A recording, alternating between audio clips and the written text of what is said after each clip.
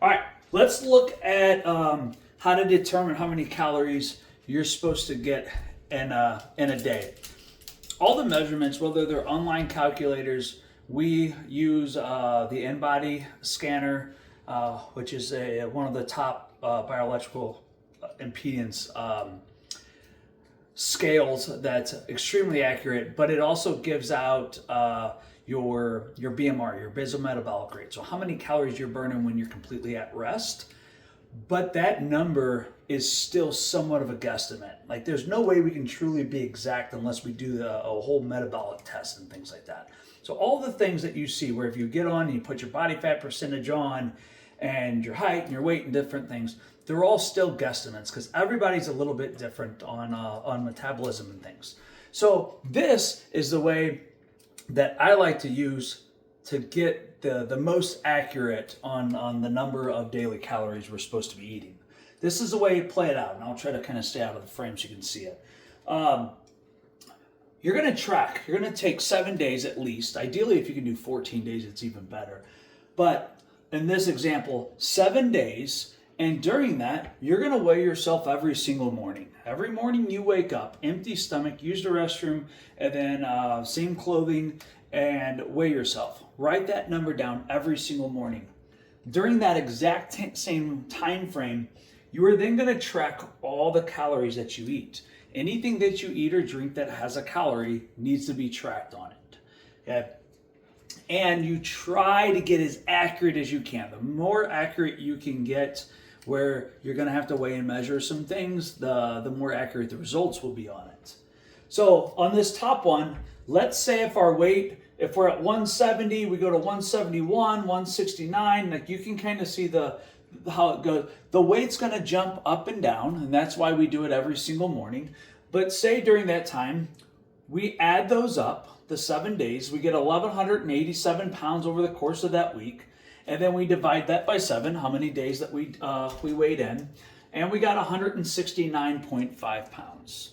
So say on that, if we started at 170, we got to 169.5, we're down a half a pound on that. Now say during that same time, here's our calories that we ate. And these won't be exact on it as far as, oh, this will equal a half a pound. Don't worry about that yet. But say day 1 we had 2,200 calories, day 2, 1,900, 2,100, 1,700, and we went up like, oh, here comes the weekend, I got 3,100, we got 2,700.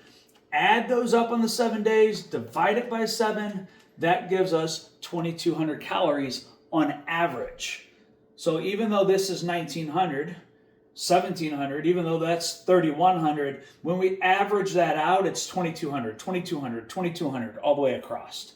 Okay, so if we just use that example, we started at 170, we kind of averaged the 169.5. So say if we lost a half a pound by the end of the week, okay, 2,200 calories is the amount of calories that we can eat each week and see a half a pound loss kind of on average. Okay, it won't be exact every single week, but that gives us a ballpark estimate. Okay, so like at least now we know like, hey, we're right around 2,200 on this. We're probably not 1,600. We're probably not 3,200 on this. 2,200 would be a good number to see just a little bit of weight loss on it. Now let's take this other example.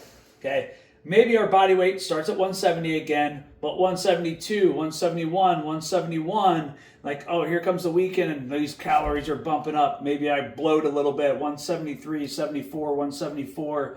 Add those up, divided, we're at 172 now. So it looks like we might have gained a couple pounds there. Okay. The calories, we did the same thing, 2,000, 1,800, 2,000, 1,700. Here comes the weekend, and this is a classic example of, oh, I do good on Friday during the day, but it's Friday night, let's eat out. Saturday, 3,800 calories. Sunday, 4,600 calories. I know some of you might be looking at that like, oh, 4,600, that's exaggerated. Nope. Okay, tomorrow or Sunday, Super Bowl, I guarantee a lot of you are going to eat over that. You have a few, however many beers, you have some hot wings, maybe some pizza, there's some dessert. you're well over 4,600 calories on that. Okay, but if we average that out over the course of that 7 days, we get 2,671 calories. And so what that tells us is, hey, we started at 170, we averaged about the 172 across. Like, we know we gained some weight during that. Those calories are too high. So those calories need to come down. So if we were to continue to eat that, we're going to gain a little bit of weight. We're not in a calorie deficit. Okay, we're up above that. So we need to bring that down. That's kind of how you can get a good idea on how many calories. Now, as far as like, hey, well, how many calories do I cut? Again, it's not an exact science on it. Technically, 3,500 calories is 1 pound, but even then, again, metabolism can play into that. But you don't want to make too drastic of a cut. So if we look at this and say, hey, we're at 2,200, I lost a half a pound. Man, if I eat 1,200, I could lose a pound, pound and a half. Maybe. But what's going to happen is you're only going to be able to do that for so long. And then it's going to turn into this. You'll do really low during the week, and then comes a weekend, you're like, I can't do this anymore. Give me everything. And then again, it brings that average up.